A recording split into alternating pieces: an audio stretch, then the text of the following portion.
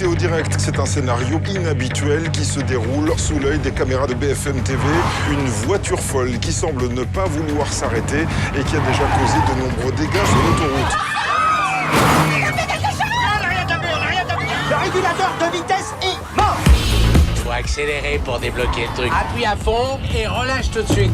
Régulateur de vitesse enclenché sur 160 km/h. Alors, on est toujours bloqué, mais on roule plus vite. Eh, super. Bravo. Le frein.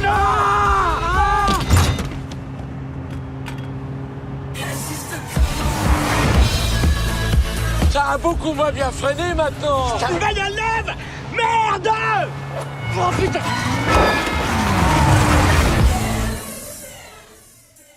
Bonjour à tous. Bonjour. À tous les trois surtout. Donc, nous sommes avec une partie de l'équipe pour le nouveau film de Nicolas Benamou qui s'appelle À fond. Donc voilà, toujours José Garcia et puis Caroline Vigneault, toujours aussi belle.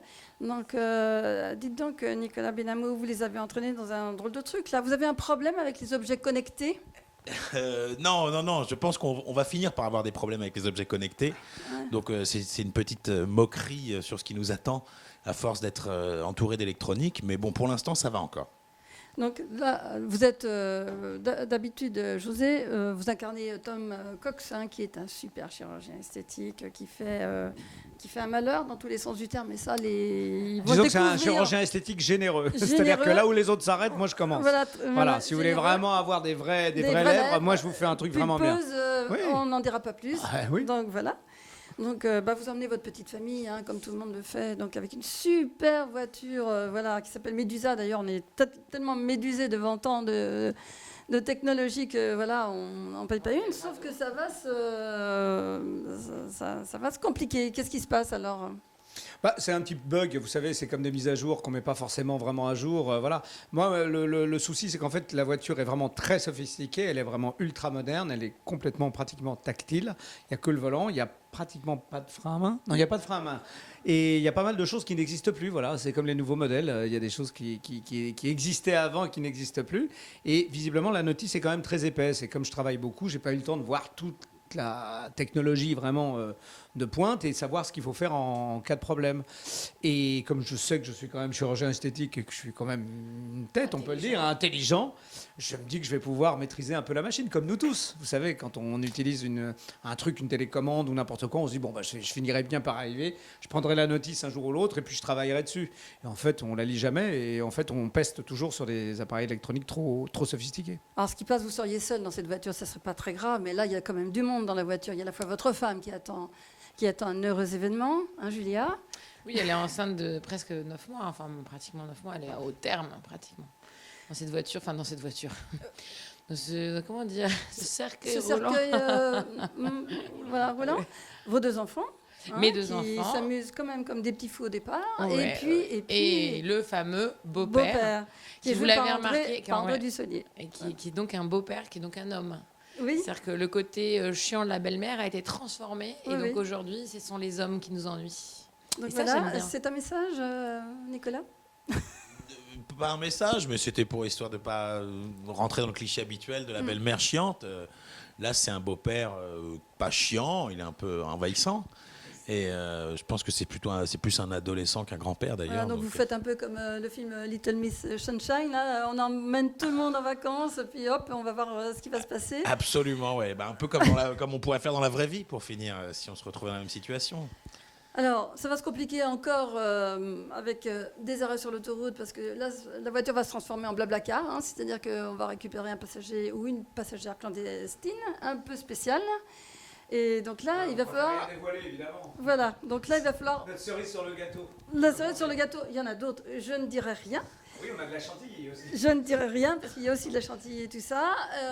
Moi, j'ai juste quelque chose à demander à Nicolas, quand même. Vous avez quelque chose contre les gendarmes ? Vous avez un petit compte à régler ? Absolument pas. Les gendarmes sont là pour nous protéger et nous secourir. C'est ce qu'ils font, d'ailleurs. Ouais. Ils sauvent d'une façon assez magistrale cette famille. Absolument. D'une façon à laquelle on ne pourrait pas s'attendre, d'ailleurs. Et je pense que c'est ça aussi qui fait un peu le piment de la fin. Mais au contraire, non, on est très fan du corps de gendarmerie qui protège les gens Donc sur il y a l'autoroute. beaucoup d'exploits, hein. On ne dira rien, mais il y a beaucoup d'exploits dans ce film.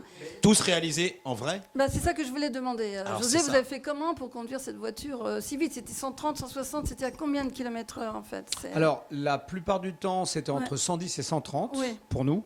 Et il y avait tous les autres cascadeurs qui étaient à des vitesses complètement différentes. Voilà. Mais en fait, ce qui est, pour en revenir sur les gendarmes, Ouais. ce qui est super intéressant, et je pense que personne ne s'est posé la question, c'est quand une voiture est lancée à 130 ou 160 km/h, parce qu'elle monte très vite à 160, qu'est-ce que l'on peut faire sur une autoroute pour stopper cette voiture? Et moi, je dois dire que ce qui m'a bluffé, c'est que je continue encore à voir le film là maintenant en projection. Et même si je connais le film, je me dis, mais j'essaie de trouver des solutions que je pourrais avoir moi en tant qu'individu en conduisant cette voiture avec toute ma famille dedans. Non, voilà, Ouais. en tant qu'automobiliste. Et je me dis, mais c'est parce que quand on a commencé, quand j'ai accepté le film, j'étais dans ma petite Smart avec mon cruise, mon truc automatique, et j'ai mis le régulateur de vitesse à Oui. 130. Et je me suis dit, bah, au bout d'un moment, qu'est-ce que je peux faire? Déjà pour communiquer avec les autres, pour essayer de ne pas se faire bloquer par la circulation et tout. Et qu'est-ce que feraient les gendarmes si tout d'un coup cette voiture est lancée à fond? Et c'est ça qui est formidable, c'est qu'on arrive à résoudre déjà une partie de l'énigme pendant tout le film. Et ce qui est formidable, c'est que les gens, j'ai l'impression, en regardant la salle hier, ils sont en train d'essayer de régler la possibilité de s'en sortir et de voir ce qu'ils pourraient faire à la place de ces conducteurs. Sauf qu'il n'y a pas de possibilité. Toutes les possibilités, on les utilise nous. Et c'est ça qui est formidable, c'est que les gens sont pris dans un truc, ils se disent mais moi je sortirai par la première. Et puis en fait on coince, on bloque. Donc c'est une espèce de film d'Hitchcock où Oui, parce que je disais, c'est haletant jusqu'à la fin. ah oui, Donc, c'est intense et puis ça vous bloque toutes les 2 secondes. Dès que vous avez une idée, en fait on l'a avant vous. Donc, donc ça c'est bien. Et je voulais dire comment vous avez pensé à José pour faire ce film. Dès l'écriture, ça semblait une évidence. Il n'y a pas beaucoup d'autres acteurs français qui seraient capables de faire ce rôle dans ces conditions de tournage-là, Ouais. parce que ça demande beaucoup de qualité. Que seuls José et André et Caroline et les enfants pouvaient réunir pour se retrouver dans cette voiture-là. Donc dès l'écriture, en fait, ça a été vraiment, c'est un costard sur mesure. Parce que Caroline, vous avez joué aussi dans Let's et compagnie, hein, dans la série sur OCS. Oui.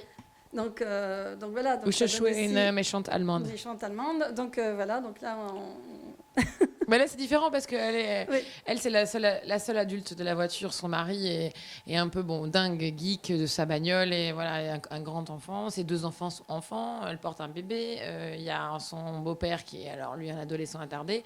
Donc voilà, c'est la seule responsable de la voiture qui essaye de calmer un peu tout le monde. Bon, bah, à certains moments, ça sort aussi un peu, mais voilà. elle essaye toujours d'être raisonnable. Être l'adulte, la seule ouais, raisonnable. c'est la seule raisonnable. Mais je disais que quand même, José, dans ce film, vous paraissez plus raisonnable que dans Fonzie, quand dans Tout Chose. C'est-à-dire, en fait, vous essayez quand même de maintenir en vie toute cette petite famille. Ah bah, c'est un film sur la famille. Ouais. C'est-à-dire que même si je suis Ouais. un peu adolescent, et l'idée, c'est que c'est vraiment une famille qui essaye entièrement enfin, qui essaye de résoudre tous ensemble les situations. Même les enfants participent et donnent des idées. Ouais.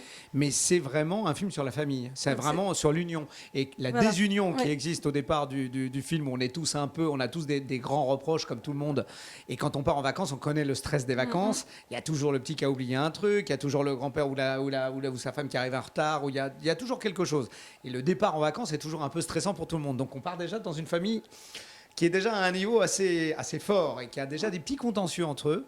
Et puis ils partent, les choses se détendent et tout d'un coup il y a ce problème. Et ce qui va faire l'union de cette famille pendant tout le film, c'est qu'il faut résoudre ce problème pour que, voilà, et comme on dit dans le film, on est une putain de famille. Voilà. Oui, tout à fait. Je voulais savoir, quand vous avez tourné le film, ou quand vous l'avez écrit, est-ce que vous avez pensé à Speed quand même? Parce qu'il y a des moments... Non, mais il en a le beaucoup fait pris pour l'écrire. De cet emballement, enfin... Oui, forcément, parce que Ouais. étant donné que Speed, c'est le premier film qui a été fait sur un véhicule qui ne peut pas s'arrêter, Ouais. on y pense forcément après. Nous, on n'est pas...